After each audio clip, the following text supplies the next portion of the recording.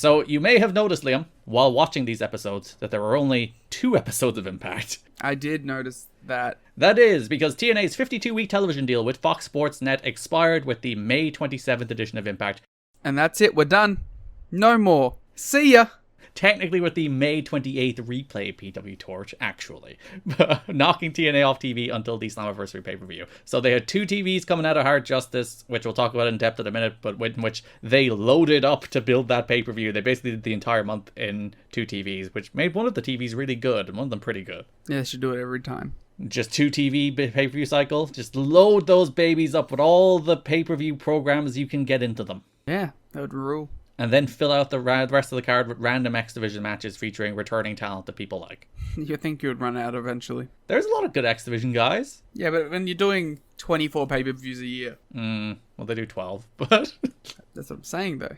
Oh, if you shoved it down to 2? Yeah. So you're saying that they should also increase the number of pay-per-views? It's not just 2 weeks TV that they throw out there at some stage? Yeah, what are they going to do? Just not have TV? That's what they did here. They did 2 weeks, took 3 weeks off, and then did a pay-per-view. Oh, okay. I thought we were going to do 2 weeks, pay-per-view, 2 weeks, pay-per-view, 2 weeks, pay-per-view. Damn right. That should be our cycle these days. They'd make a lot more money. Would they? For a time. I guess it was in the streaming era, it might make more sense. The deal, which called for 52 weeks of Impact programming beginning with June 4, 2004, has not been renewed by either side. There was, as we talked about, a renewal on the table that Fox Sports Net were willing to do for 6 months, but TNA thought they had too many options in the market to take themselves off the market for 6 months, so they did not want to stay with Fox Sports Net. And also, the deal offered by Fox Sports Net was still a paid deal, where they were paying to get on the air, and TNA were still like, we would rather be paid or at least get an ad split. They're like, there's a chance that we maybe make money, so you're the least likely option at this point. Yeah, and like if there was an option to be like month to month with Fox, they probably would have stayed, just so they're still on TV. But Fox don't really want to be like, yeah, we'll help you out while you look for another TV deal. Yeah, that's not great. The non-renewal is not a surprise since TNA has been in the midst of negotiating potential television deals with either WGN or Spike TV as a way to keep TNA programming on the air after the already established May 27th expiration date with FSN. At one point, it was believed that a TNA WGN deal was done, with both parties keeping quiet about it until a strategically timed announcement. The expectations were that TNA would air on WGN on Monday nights beginning June 20th, live for 2 hours starting 1 hour before Raw. The show would be live every other week, with the taped show taking place the day after the live event. However, negotiations may have been derailed at the last moment, in part due to concerns WGN had over TNA's ownership situation, which we'll talk about in a moment. PW Torch muttered. Well, there was a lot of like Dave was so confident to going as far as to say TNA was expected to announce likely before you read this them going on WGN on Monday nights. So it was close. It was really, really close. I'm very curious, well, they obviously wanted the Spike one more. That was like their shoot for the moon one. But they were like pretty content with the WGN deal. Because yeah, WGN is a bigger network than FSN. I do think it's still paid. I'm not sure. Obviously, because the deal never came to fruition, it never got deep enough to like the exact details of those deals being published. I know apparently one of the sticking points was that TNA at least wanted WGN to cover the costs of production, and WGN were like, no. That would be a big win for them, considering how much they are currently spending on their production. The interesting thing is, reading through the Observer, Dave is actually more pro WGN than he is Spike. Because he believes like a primetime slot on WGN, even head-to-head with an hour of Raw, will give the company more attention than replacing Velocity at Saturday night. Because it's clear if TNA does exist, like UFC had a block from 8 to 11 on Saturday night, and it would be clear TNA would slot in at that 11 p.m. hour, which is where Velocity aired. So they'd be 11 p.m. Saturday night, as opposed to a primetime slot on Monday on WGN. What I didn't think he factored in was, like, one... And he does mention it a little bit, but I think he's raw. He doesn't do the math right in his head to be like, Spike is clearly the better option there. But one, airing right after Ultimate Fighter is like a big boon. Yeah, one of the biggest shows of the year. And two, Relative. Even if you can slot right into that Velocity slot, you then have a captive wrestling audience on Saturday nights. It's not a huge number of people, but it's a number of people who are used to going to Spike at 11 p.m. every Saturday, and suddenly Velocity won't be there and Impact will be. A better show.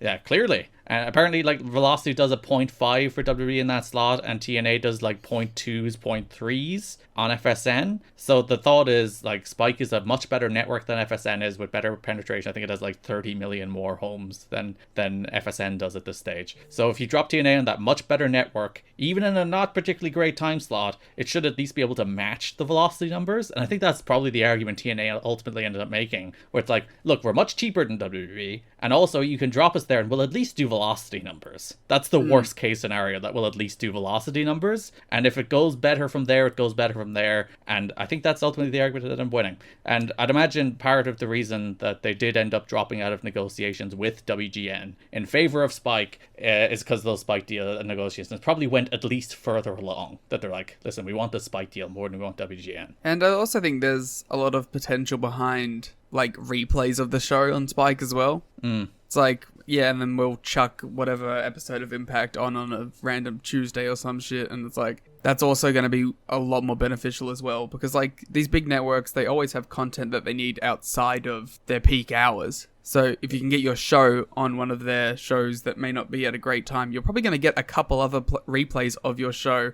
on other not great times, but other times that are going to have audiences that weren't watching that first time. Which is ultimately what happened at FSN, where they did get a bunch of replays. And I think the biggest favor that was ultimately ended up being done to them is they avoided going head-to-head on Mondays at this stage. Well, that's so stupid. It is. It's just the dumbest idea that they can't let go of. And as we talked about, like, they got killed in 2010. As we mentioned in the last episode, they got killed in a stronger position. Yeah, in a stronger position with much, much bigger names. They still got absolutely massacred. So can you just imagine with these, like, oh, okay, guys, we got DDP. The companies aren't even comparable at this point. No. So, like, and even presentation-wise, like, I think to a general fan, like, looking at these two shows, it's a bit of a, not a steep learning curve, or, like, barrier to entry, rather, but I'm sure there is a level of, like, these shows don't even look like they're on the same level. Yeah, it's not like Asylum to WWE level comparisons where it would be like, oh, that's just the tiny minor league company and this is like the major league wrestling company. But even the Impact Zone, it's just like, that's a soundstage versus a 10,000 seat arena. They're just not the same. They're just not the same. And ultimately, that was probably a problem going to head in 2010 as well, where it's just like, they're just not the same. And we talked about this, I think, on the Patreon show we did, the Monday Night War Patreon show, where we're like, TNA might have more star power than WWE did in 2010. Yeah. When you look at both the young star power and then the likes of Hogan, Flair, Hardy, Angle, Sting, like, those are RVD, those are huge names. That's like really good levels of star power. And obviously here they have Nash. They could have had Nash. Nash and Raven.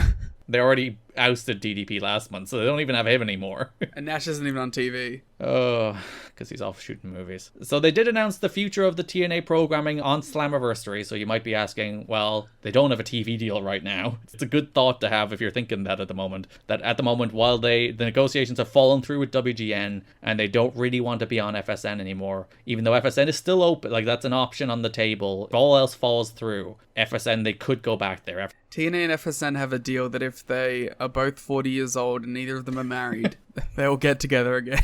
Yeah, so, like, FSN, it's not like a burned bridge, but it is very much TNA don't want to be on FSN anymore. And also, I think if it really came down to it, it's like, go back on FSN or close the company. I think they'd be like, we tried our best to get this TV deal. We paid for it for a year to try and, like, prove our concept and build some ratings that we can shop around, and it didn't work. So let's just close up shop. I think that probably would have been the calculus at that stage if they didn't get a Spike deal. Yeah. I really don't think Panda would have been like, we'll keep paying for FSN. It'll happen eventually, sure. Well, we already know that sort of that is the internal struggle right now, where, like, Panda is getting sick of dumping all this money into this company and they want to start seeing some return on investment. And we'll talk about that more in the next story. But before that, during Slammiversary, Mike Tenay announced that TNA's Impact programming will be found exclusively on TNAWrestling.com each Friday until TNA finds its way back onto television. A special taping was held after Slammiversary on the 21st to tape a month's worth of TV heading into No Surrender. So they will be back on weekly TV. This is partially to fulfill international commitments. It's because they still have TV internationally and they still need to deliver new episodes for that.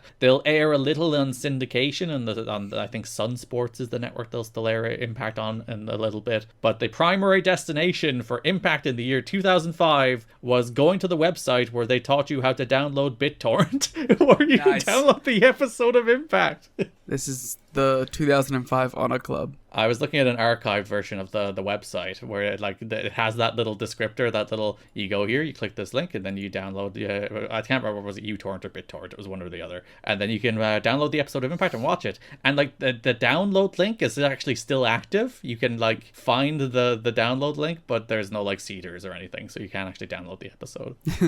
I was so disappointed. I was like so excited when that link still worked. I expected it to just go to like a dead link, but the link still worked. And then I was like, oh, there's no one to seed my download. Alright guys, let's everyone get on the Wayback Machine and we'll start seeding old episodes of Impact. If you downloaded this episode in 2005 and still have it somehow sitting in your BitTorrent, please open your BitTorrent so I can download it from you. That is an official recognition of a way to download old Impact. Yeah, it's legal. That would be a perfectly legal way to download Impact. No one can kick it out to me. I like that saying as if I'm not the person who would be giving out to me. Yeah. So yeah, TNA will air online for the summer as they try to work out their TV deal.